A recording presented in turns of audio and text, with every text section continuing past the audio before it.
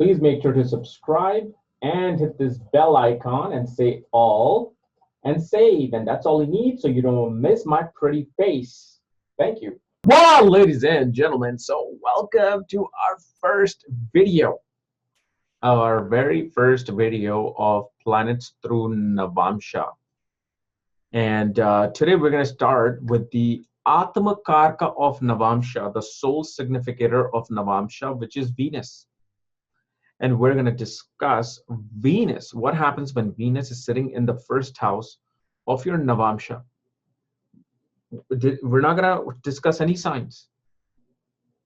We're not discuss any signs because most importantly, the foundation is the actual house placement.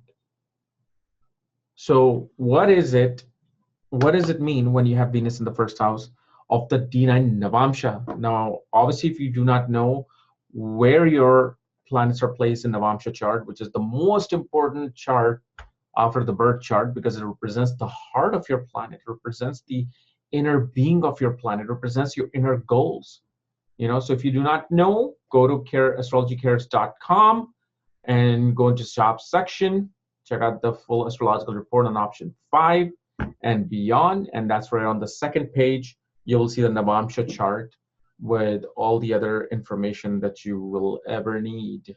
So that's where the information is. So Venus in the first house. So first house of Navamsa is known as Lagna Masya. So Lagna Masya is known as, or it's called Lagna Mansa or Lagna Masya. It is the very first house of the Navamsa. And when Venus comes there, the Atma Karka. And this is very simple. There's nothing complicated about this placement. We don't have to go on lengths on end talking about this. It simply shows that a person has desire for unionship. Desire for marriage is there. It shows the desire to meet someone and to be in love with someone, is to share your life with someone. That's the number one thing you have to know about Venus in the ascendant of the Navamsa. There is desire for marriage. There is this need to wanting to have companionship. Now, sometimes the same companionship can turn into a companionship with God. That's different. Okay, but yes, it can be found with Venus in the ascendant. But mainly, one wants to have a relationship with people, wants to get married. Also, at the same time, through marriage, the person feels beautiful. Through marriage, the person feels beautiful. Through marriage, a person feels complete internally. They're like, okay, so now I'm married. Now I can actually start doing things that I wanted to do in life. And Venus in the ascendant most definitely will provide you will suddenly become very creative.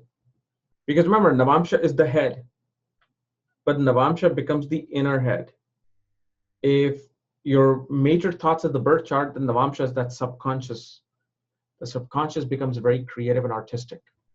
One takes a creative approach to life through marriage, through spouse, through the ideas with the spouse.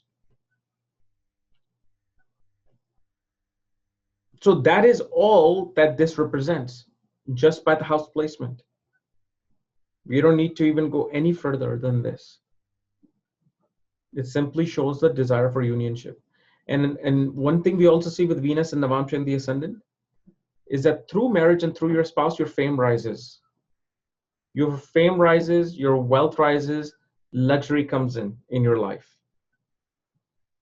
And obviously we will discuss the Deva and Narad placement much later down the line. But right now it's just a very simple explanation of what this is. That's all that you need to really know.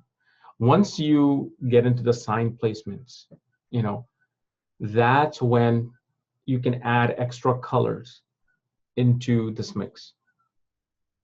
Once if you even go into nakshatra, Navamsa nakshatra, you're going even more deep then to understanding the marriage, so understanding the spouse, the quality of the spouse, the quality of the marriage, the quality of you. Because remember, Venus in Navamsha represents you more than even the spouse.